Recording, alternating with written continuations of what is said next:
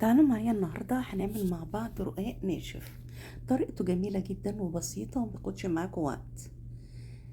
انا جبت العجينة وحطيت فيها الدقيق اللي انا هستخدمه. حطيت فيها 3 مجات دقيق، وحطيت عليهم مج ونص مية معاهم معلقة ملح، وبعدين هنقفل عليهم بقى العجان ونسيبهم يتعجنوا مع بعض. تطلع عندنا كده عجينة لا قاسية ولا طرية. انا بقول لكم لازم تحطوا ملح عشان خاطر تبقى سهلة في الفرد. وخلاص كده شغلت عليهم العجان لغاية ما تتعجن معانا العجينة، وبعدين نطلعها. طلعنا العجينة، غطيتها سبتها شوية ترتاح، وبعدين هبدأ بقى اقرصها. كوريها كور صغيرة عندك عشان خاطر برضو ترتاح شوية وتبدأي تفردي فيها.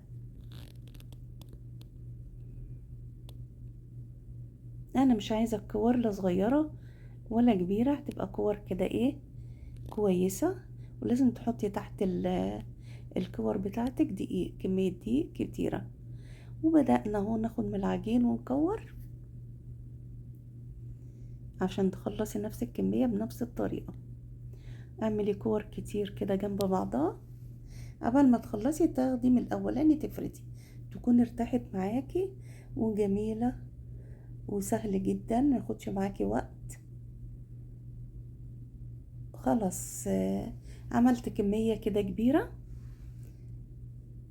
وادي برضو لسه باقي. لما اخلص ده ابقى افرد تاني. برضو جبت واحدة تانية وحطيت فيها بقية الكور، يعني كملت بقية العجينة. وبعدين بقى قعدت افرد بقى بالفردة بتاعتك. تفردي لغاية ما توسعي كده على ترابيزة صغيرة. وجايبة عندي برضو افردي افردي افردي لغاية ما تخلصي كذا واحدة بنفس الطريقة. انك تفردي، وجنبك كده المكنة بتاعت الكريب تحطي عليها بالكهرباء، تحطي عليها وتسويه. سوي كل الكمية بنفس الطريقة، يطلع عندك الكمية بتاعة الرقاق رائعة جدا وجميلة. طريقة سهلة ورائعة ورهيبة.